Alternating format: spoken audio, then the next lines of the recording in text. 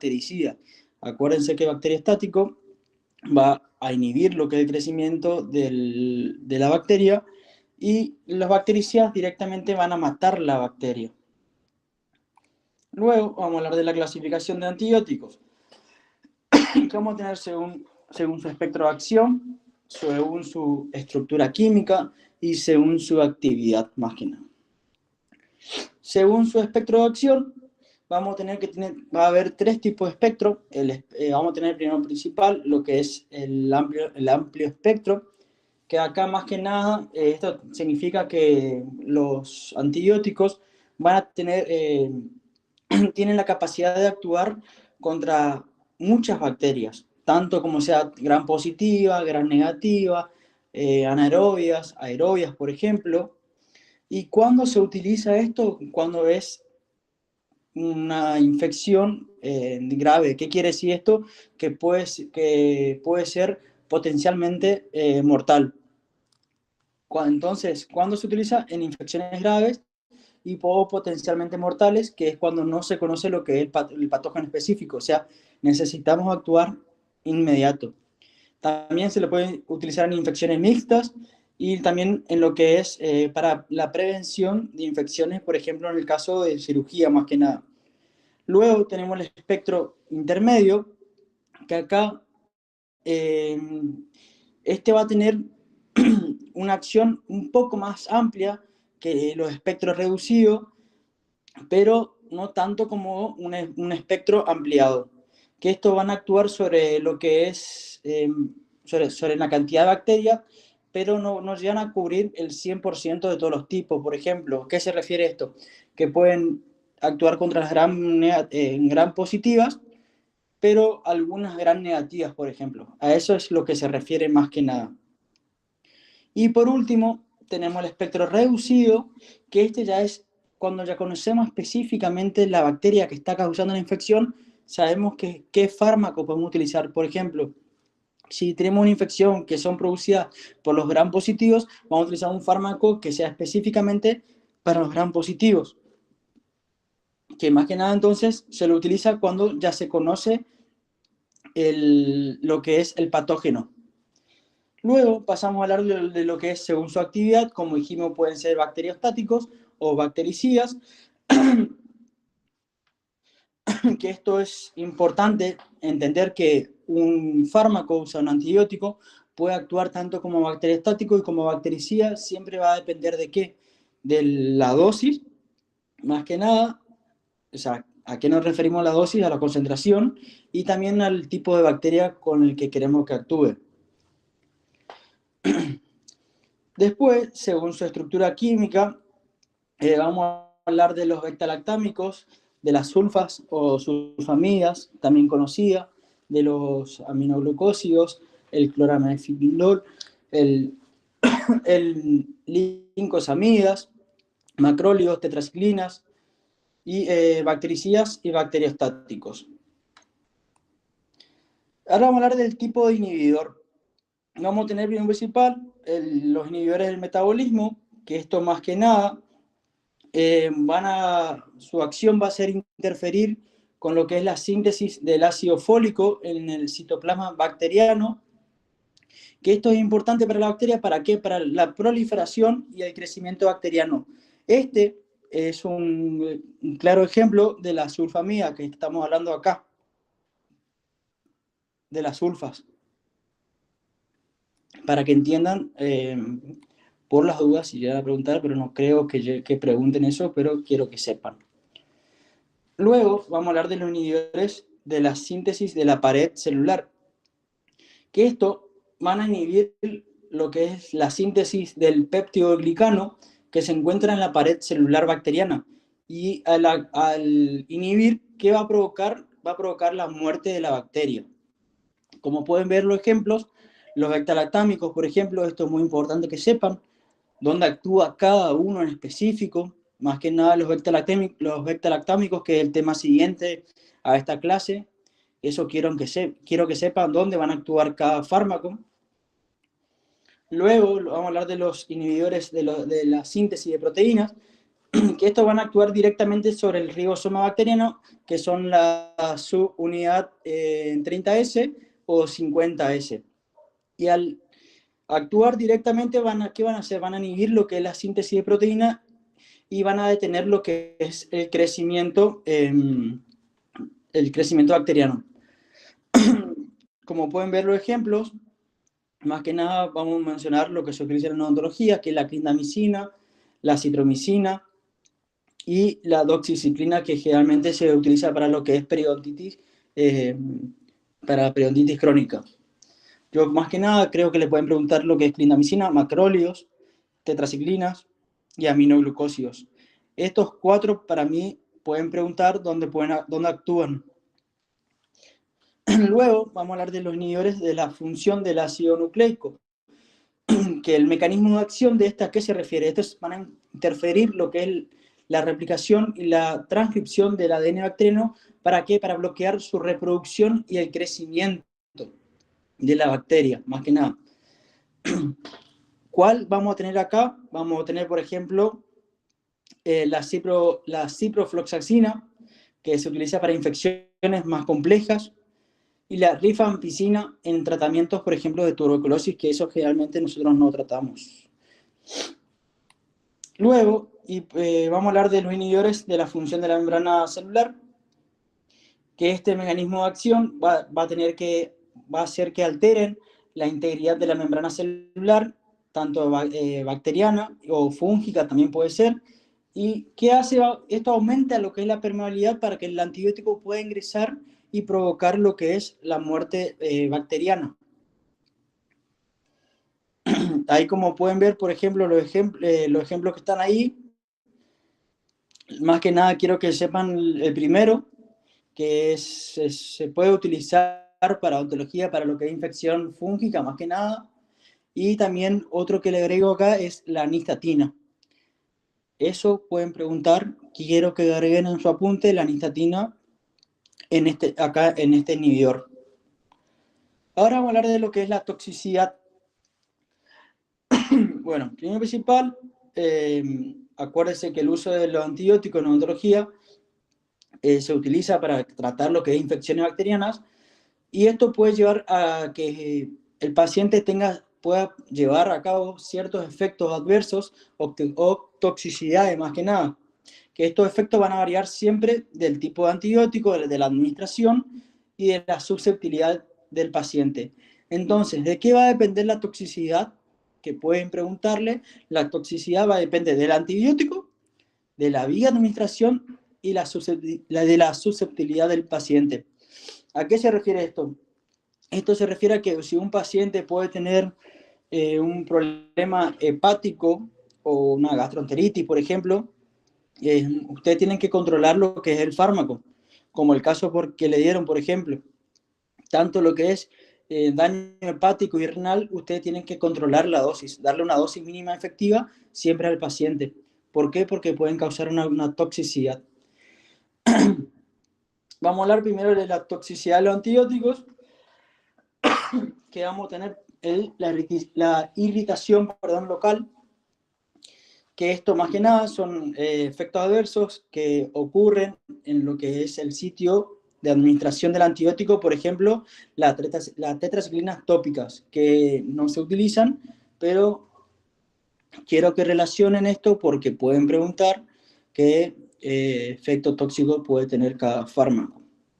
Luego tenemos la irritación gástrica, que como le expliqué, esto hay pacientes que son más susceptibles, hay fármacos, perdón, que son más susceptibles a causar un daño gástrico, aunque no, pero hay pacientes que son más susceptibles a lo que es el estómago, por ejemplo, que no suelen tolerar bien una dosis alta de amoxicilina, que la amoxicilina más que nada es bien tolerada por la mayoría de los pacientes, pero como le digo, hay personas que tienen el estómago sensible y le pueden causar algún dolor.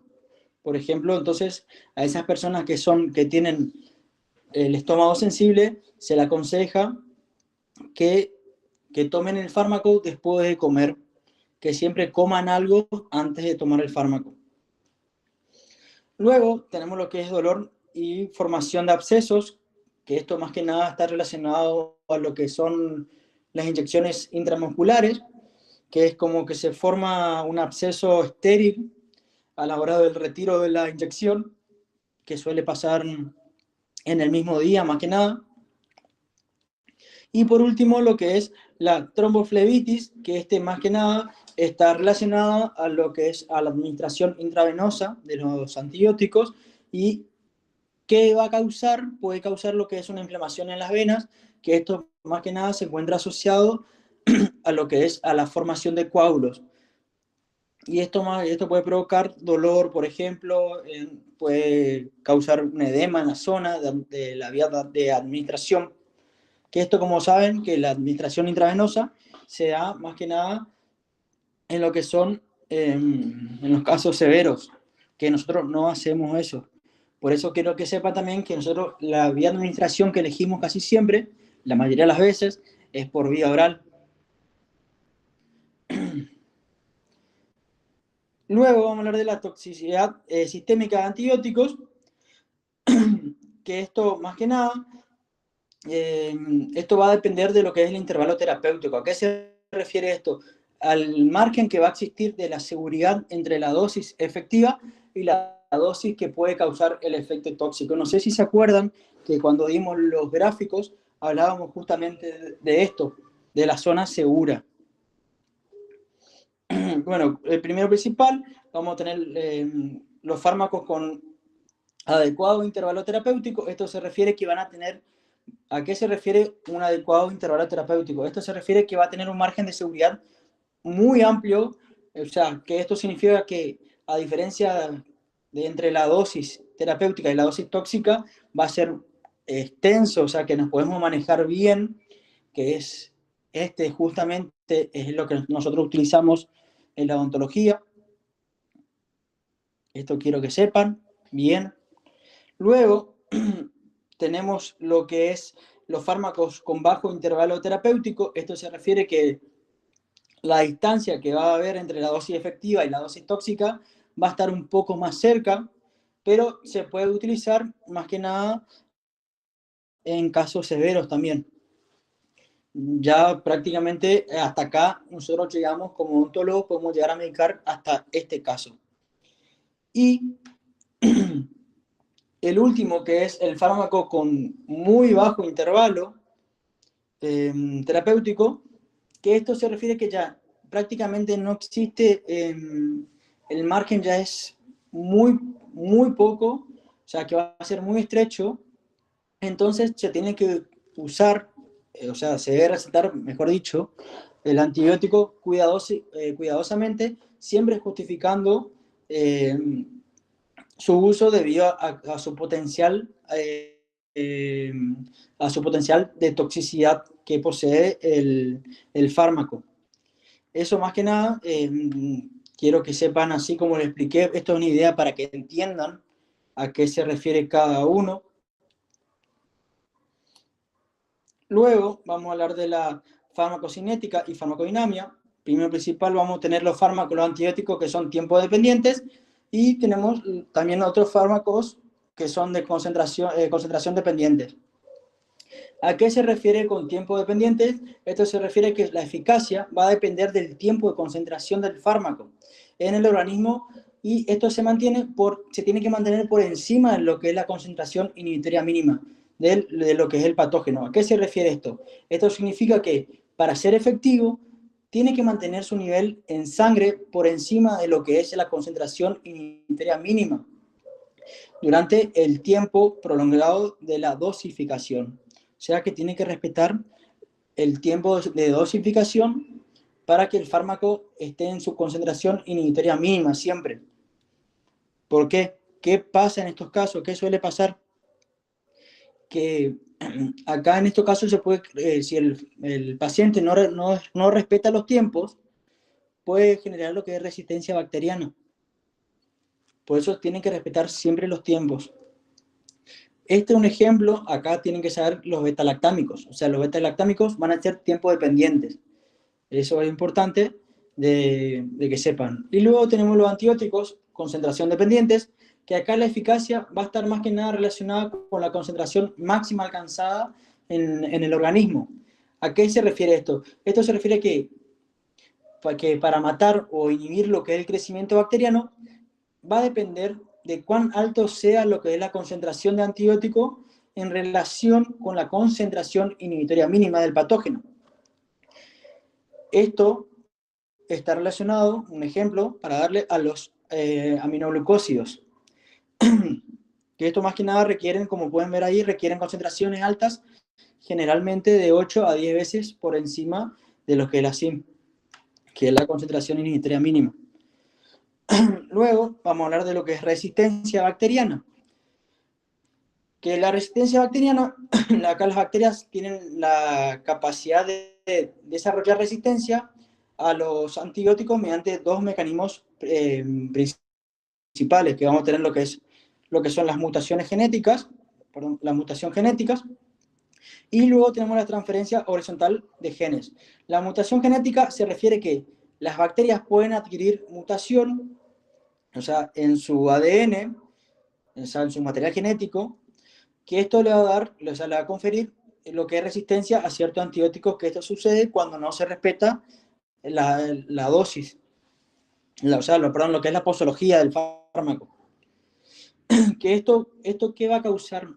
Al tener esta mutación, por ejemplo, el patógeno puede alterar lo que es el sitio de acción del antibiótico, o también puede modificar lo que es la estructura de la bacteria, y así lo que hace es que sea menos susceptible al tratamiento.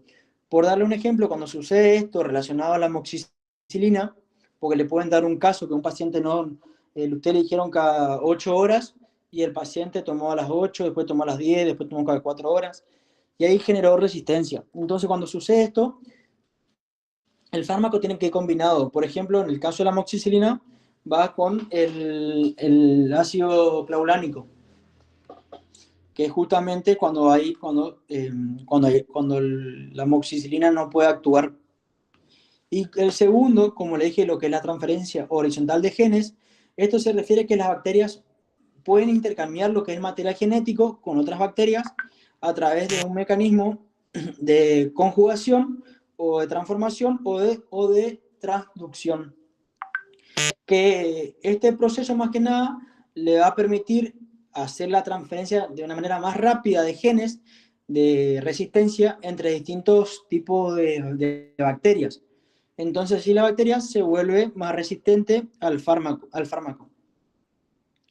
Un ejemplo sería la transferencia de genes de resistencia a los beta-lactámicos a través de plásmidos que codifican enzimas beta-lactamasas. ¿Qué pasa? La beta-lactamasas, como le dije, como le expliqué anteriormente, puede inhibir lo que es la acción de la amoxicilina. Entonces, en ese caso, como le expliqué, se le da la amoxicilina más ácido clavulánico. Bueno, luego vamos a hablar de la selección de antibióticos, que como pueden ver, los factores que tienen que considerar, primero principal, el espectro de acción, de qué tipo de bacterias puede eliminar, que generalmente si conocen, puede ser un espectro ampliado, intermedio o reducido. Tipo de actividad del fármaco, que puede ser bactericida o bacteriostático. Sensibilidad del microorganismo, qué tan susceptible va a ser la bacteria al antibiótico. La toxicidad relativa, se refiere al riesgo de efectos secundarios que puede conllevar el antibiótico. El perfil farmacocinético, la manera de cómo se absorbe, de cómo se distribuye y cómo se elimina el antibiótico del cuerpo, que eso justamente se trató el trabajo. La vía de administración, que acuérdense que siempre nosotros optamos por la que es vía oral. Evidencia de eficacia clínica, o sea, que a través de distintos estudios, cómo funcionó lo que es el antibiótico, que esto más que nada está relacionado a antibióticos nuevos. Y el costo, que es, bueno, el precio si el precio está relacionado con la efectividad y seguridad, porque por ahí podemos conseguir un fármaco más barato que nos dé exactamente lo mismo que el fármaco y sea más barato. Y bueno, las implicaciones para la práctica ontológica, ustedes tienen que saber que tienen que usar el uso juicioso de antibióticos, o sea que solamente tienen que prescribir lo que es un antibiótico cuando es necesario, siempre tienen que explicar la dosis y la duración del fármaco, evitar el uso del antibiótico para condiciones virales, porque no va a funcionar, el antibiótico solamente van a generar resistencia bacteriana. El segundo es lo que es la prevención de infecciones, que esto se refiere a utilizar protocolos de control de infección en lo que es la práctica clínica y siempre educar a los pacientes de las infecciones orales para prevenir justamente infección y tienen que educar siempre también, porque como es de venta libre la mayoría de los antibióticos, como por ejemplo lo que es la amoxicilina, la gente piensa que el dolor se le va a pasar por tomar un antibiótico. Para darle una idea que entonces por tomar un antibiótico no sirve, o sea, están generando resistencia al pedo.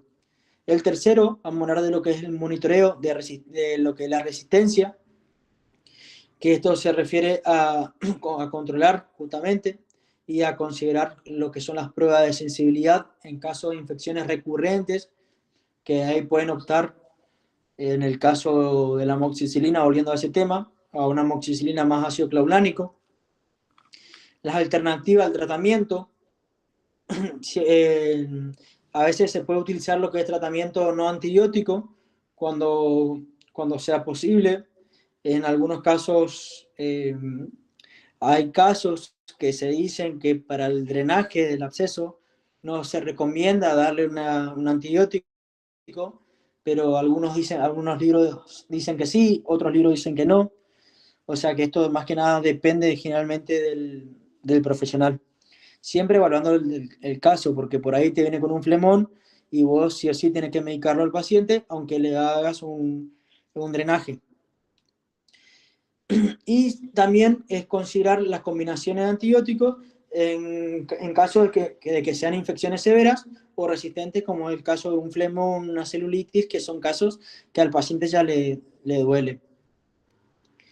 Y como el último, lo que es la educación continua, que como le expliqué, que la forma que, como estos de medicamentos, perdón, los antibióticos son de venta libre, algunos, eh, la gente compra pensando que, y toman como si fuera un ibuprofeno.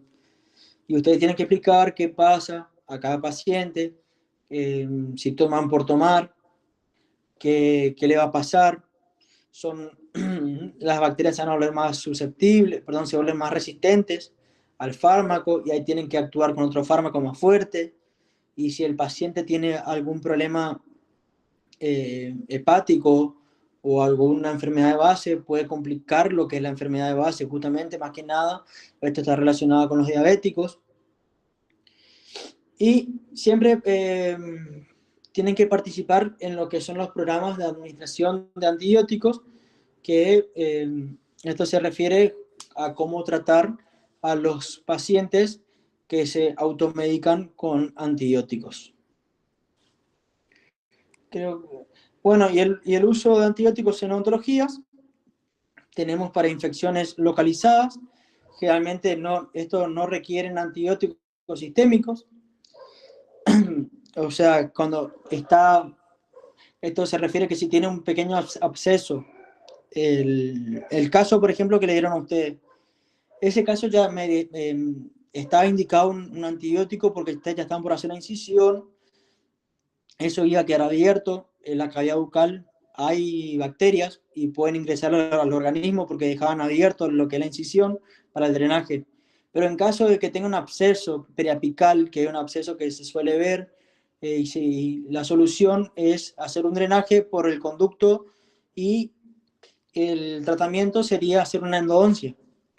En esos casos generalmente no se recomienda eh, dar un antibiótico porque la infección está controlada.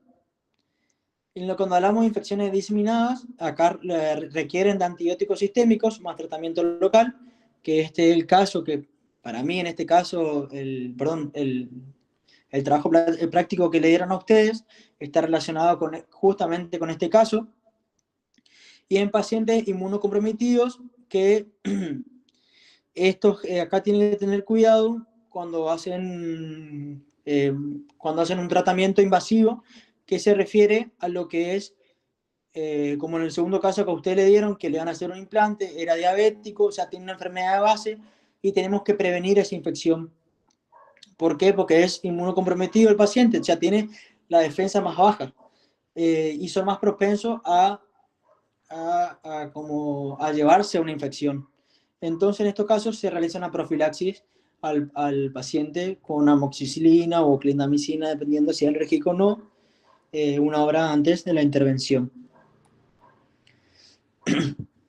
Después, los principios de prescripción, bueno, iniciar con un antibiótico de espectro más reducido cuando sea posible, luego escalar si es necesario a un antibiótico de mayor espectro, solo si es necesario, como le dije, considerar la farmacocinética para determinar la frecuencia de la administración, que esto se refiere más que nada a cuánto tiempo le van a dar el fármaco, y los errores que se cometen a menudo son usar antibióticos para condiciones no bacterianas, como por ejemplo le expliqué, que utilizan para tomar para el dolor o para si tienen una infección, perdón, una infección causada por un virus, también suelen tomar. Prescribir antibióticos de amplio espectro como primera línea sin necesidad. Esto está muy relacionado a lo que es a la amoxicilina. No respetar los intervalos de dosificación recomendados, que eso, como le expliqué, si no se respeta, va a haber una resistencia bacteriana y van a requerir de una ayuda, justamente de un fármaco más fuerte para tratar la infección. ¿Alguna duda, chicos, de que puedan preguntar, alguna pregunta que se le ocurra, que tengan, o alguna duda que quieran sacarse?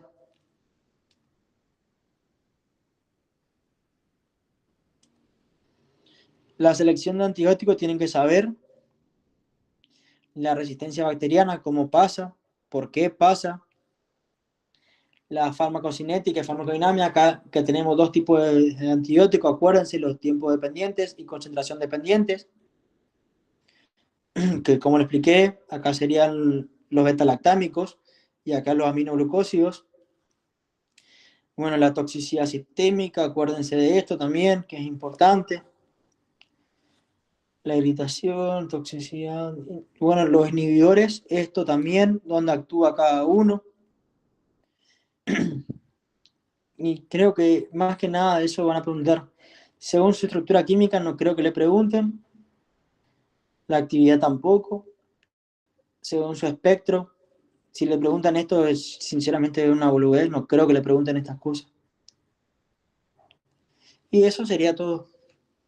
¿Alguna duda que tengan?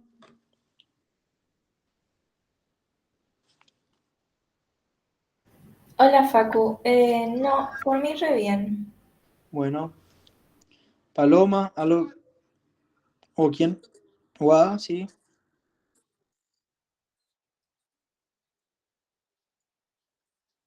sí. No, primero es tener las mutaciones genéticas. ¿A qué se refiere la mutación? Que acá, o sea, que se va a modificar lo que es el ADN y así va a adquirir lo que es una resistencia a ciertos antibióticos justamente. Y el, y el segundo, y el segundo es la transferencia horizontal de genes. ¿Que esto se refiere? ¿Sí? Decime nomás.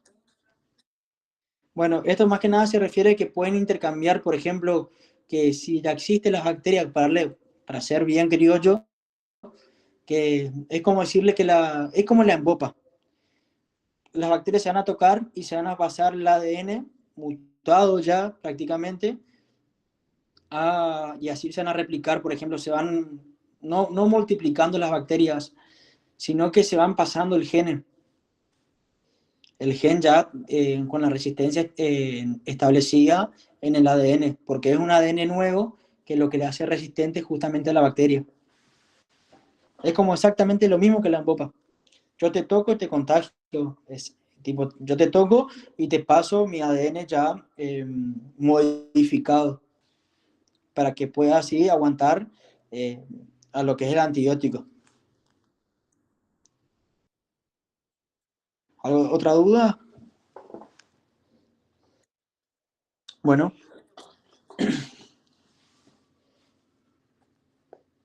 Rosalía, ¿alguna duda? Pablo, No, Facu, gracias. ¿Cuál sería el antibiótico más utilizado? O sea, que el sí o sí. ¿cuál sería el más utilizado? Sí. El más utilizado, el de primera elección siempre va a ser la amoxicilina para nosotros, porque es de amplio espectro, justamente. Porque ustedes no se van a poner a hacer una biopsia para ver qué bacteria tiene el fármaco, y eso lleva tiempo.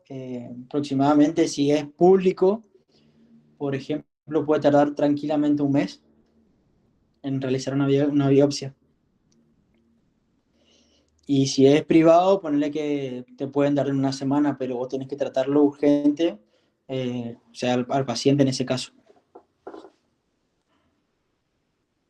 Porque cuando vos das un antibiótico, eso pueden preguntar cuándo se da un antibiótico.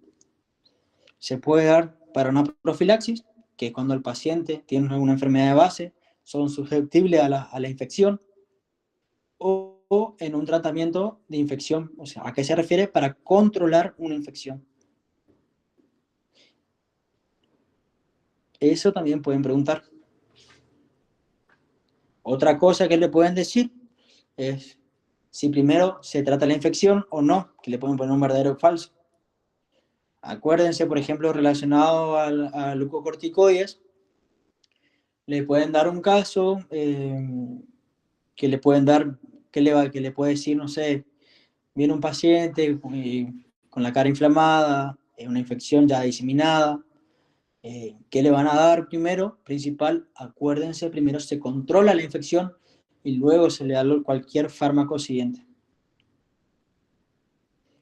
Siempre se controla la infección, ¿por qué? Porque si no se controla la infección se puede diseminar, y segundo, que los glucocorticoides no actúan.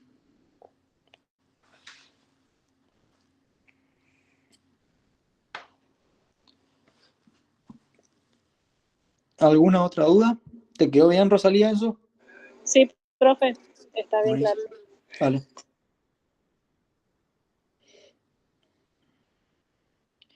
Si no tienen duda, se pueden retirar, o si quieren preguntar algo, me preguntan, no hay problema. De mi parte no, gracias, profe. No hay que... Ah, otra cosa, disculpen, antes que se retiren. ¿Mañana quieren dar la clase? Entonces ya les dejo el viernes libre, apartan el viernes. ¿Para qué hora, profe? Y a las 18, si le parece, si le queda bien. Sí, esa hora me queda bien, re bien. Bueno, ustedes, chicas. Brunel, si es que sigue todavía. Y sí, no hay problema. Bueno. No, entonces mañana a las 18 damos antibióticos. Bueno, profe, listo, gracias. Cualquier duda, si leen antibióticos y ya están estudiando, ¿cuándo es que rinden ustedes? El viernes. Sí, que estamos estudiando a full. ¿Este viernes? Sí, profe. Bueno, mañana, bueno, yo pensé que rendía la semana que viene. Bueno, mañana vamos a dar entonces bastante. Y ya le creo los quiz, y mañana le creo sin falta. Sí o sí a la tarde le paso. Si no le paso para la tarde, mándenme un mensaje, por favor. Por mañana tengo un día largo, así que mañana sí o sí.